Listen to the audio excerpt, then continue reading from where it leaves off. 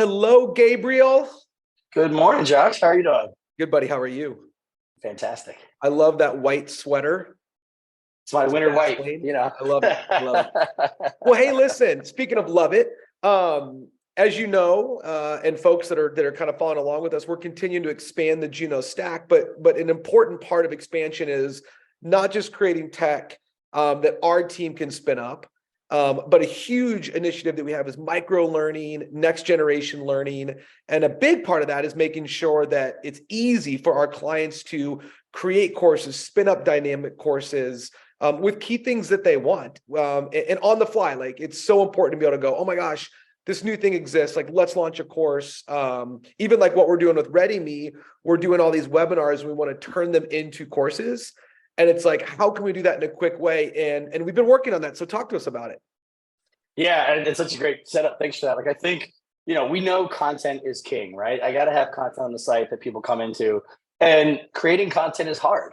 I always joke, like, when like if I need to edit a video, like I'm gonna find a 20-year-old to give it to because I don't know how. Yeah. Like, it's just like I don't feel like I have the skills. But we Sure. know, we all know what's out there on the web, and we know that we got to put something out. I think, and one of the things that as you're talking kind of occurred to me, it's really easy to let perfect be the enemy of the good, right? And feel like I got to get into Adobe Captivate or some like, learning creation platform and really do this like very in-depth course. And it's such a high bar that's like, man, I'm never going to have time to small team. How am I going to have time to do that?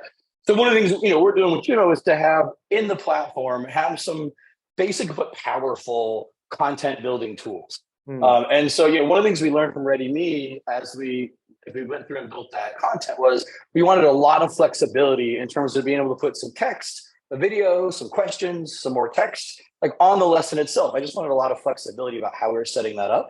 And in our previous iteration of the product, I had to do a lot of that with this big, long block of HTML. Yep. So it was doable. We could make it, come out the way that we wanted, but you had to really get into the inner workings of HTML.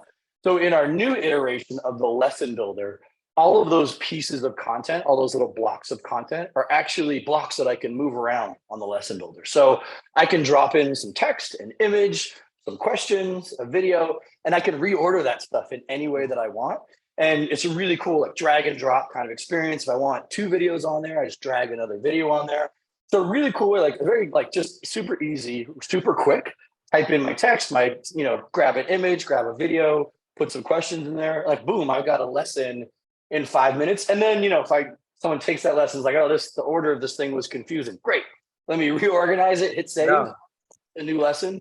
Like super simple. Again, this is not like we're not creating Hollywood level content here, but that's not the point, right? It's more important to get something out and not worry about it being the next Avatar. We don't want to take 13 years to get content out. We want to do something quick and still have that power to create the content in a quick and flexible way. Well, I think also what's cool about it is not that anyone's going to try to get this in depth all the time, but it's a thought. Man, if you find that people are getting X amount of distance into the course and they're trailing off, like you can quickly switch and pivot it. I mean, we do this all the time in marketing and sales where we're like, hey, like even in product, like this is where they drop off. And it's like, man, let's continue to keep let's be aware of where they're getting stalled out in courses. And maybe that's where we need to go, hey, let's put a video in there, or like, let's take a video out. And so I think there's so much we can learn too. And when there's a flexible system, you can actually make pivots versus like, well, just leave it alone. It's dead. We'd have to build a whole new course. So I think the flexibility is huge for even just like engagement. Right. Yeah. 100%. It's that iterative, that agile approach. And not having to build something that's like, man, it took us 3 months to create this piece of content. Better not change it. Right. And I hope it's right. Users use it. Maybe that's where they fall off. Now, with something like this, I can build it. If this is the lesson that people seem to get stuck on, maybe it's too long. I can split it into 2 lessons. And that's super quick to do.